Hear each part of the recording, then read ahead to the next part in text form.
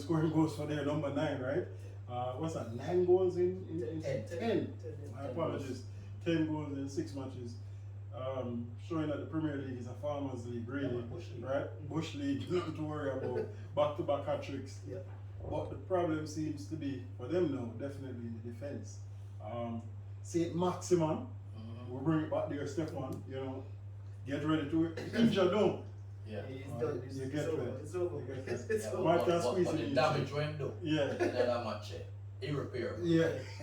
And people looking at City differently. But with all jokes aside now, they're dropping points as well. But you know, I want to make a point, and probably it's too early to make the point, but when I was watching the match, right? Before, when City just started, they sort of played, you know, more dynamic. Because City always get goals from everywhere. Now you have that focal point that is decisive and can finish. I see sometimes, you know, where Foden actually shouldn't be passing and him looking for Haaland. And I'm wondering if now that you have this focal point, because and this is a bad example, but it's an example nonetheless. When England used to play Peter Crouch, once Peter Crouch is on the field, it goes long. No matter where do you have to play it long, because that man is on the field. And I think Haaland started so well as sort of like he's the man you look for now at all times, and you kind of stray a little bit from your game where you know you used to get goals from everywhere, and it might be too early, but I saw a bit of that in the match where the focus was really trying to find Haaland. Yeah, I think that overcompensated for him specifically because he was hit out the weeks previously for going through and not passing, so he probably looked for it more this year. I But saw that. those are things that they have to work out, and again, it's not a team that I'd be worried about. City always give up chances. They usually score. I didn't even think their problem on the weekend was necessarily defensively. I just thought they played really poorly. The passes were sloppy, the movement was sloppy, and they just didn't take their chance when they got them. Yeah. Allowed Villa to get back in the game. And it's kind of shocking because, alright, so both matches kind of resemble each other. You know? So we're talking about teams that are at the top of the Premier League for the last couple of years. So we're talking about two managers and two teams that are struggling. And you expected Liverpool and City to go into those matches and get the easy win. And with City actually scoring first, you thought, even when, Leon Bailey scores, okay, I said Villa scored too early. That was my thoughts, like, Villa scored too early. City will give them 3 or something like that. Yeah. But it never materialized. Yeah. But again, I agree with Stefan. I'm not worried about City. I'll not score a bag of goal. I think struggle is a strong word for City. Might fit Liverpool more. You kind of open my eyes a little bit more to the struggles outside of just goals. But I think City are fine. Yeah. City Well, are I okay. think they only need like 1 or 2 games to get over St. Maximum. I see Leon Bailey getting way more space because I said Maximum. Yeah, I'm know I'm coming. Yeah. You know what? Maxima, remember Maxima? The effect. You're being very generous with him. I think it's about football intelligence for me, right? So we said that boy 1 week Phil Foden was extremely selfish. Next week he's too kind. I think him himself as a player has to know when to make the right decisions. He's still young, right? But I saw it as well. There are times when I say, why are you not shooting? And I'm looking to pass the ball and it's a bad pass. There's no pass out there.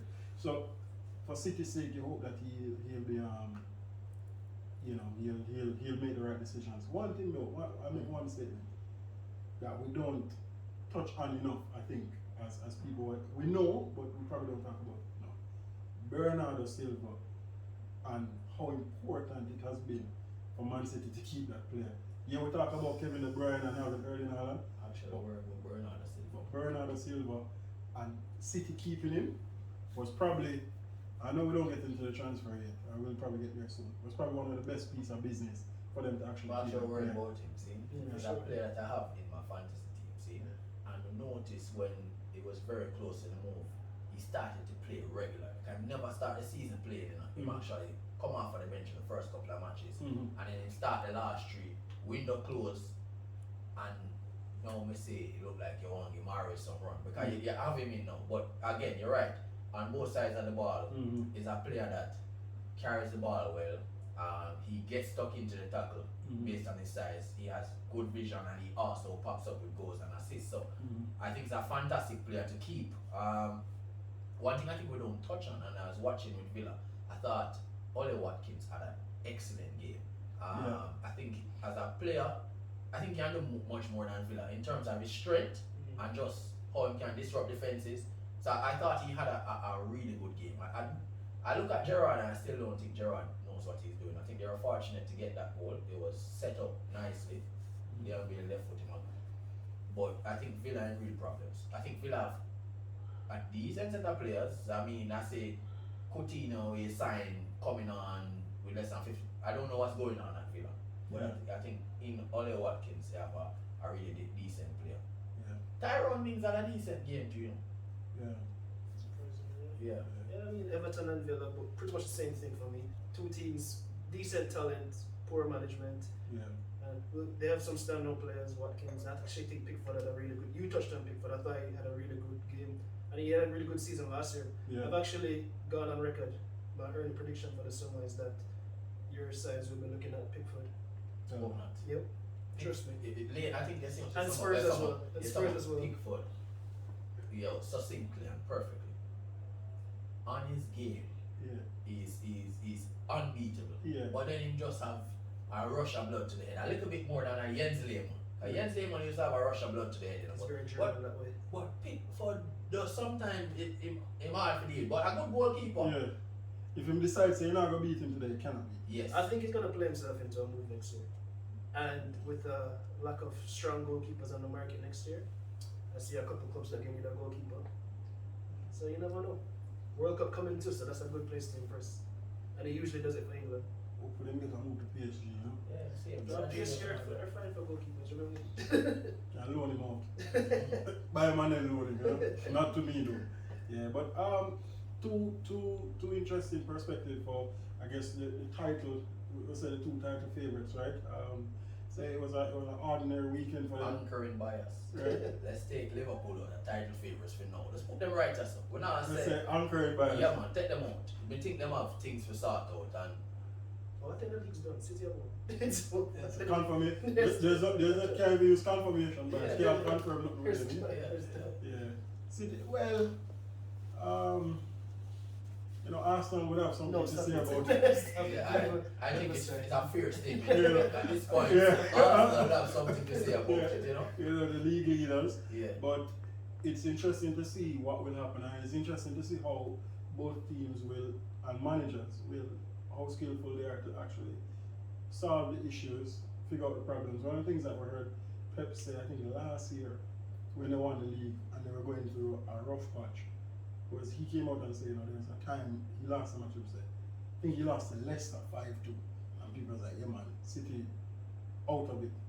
And he looked and he said, he just never like how he started playing too fast, we need to slow it down.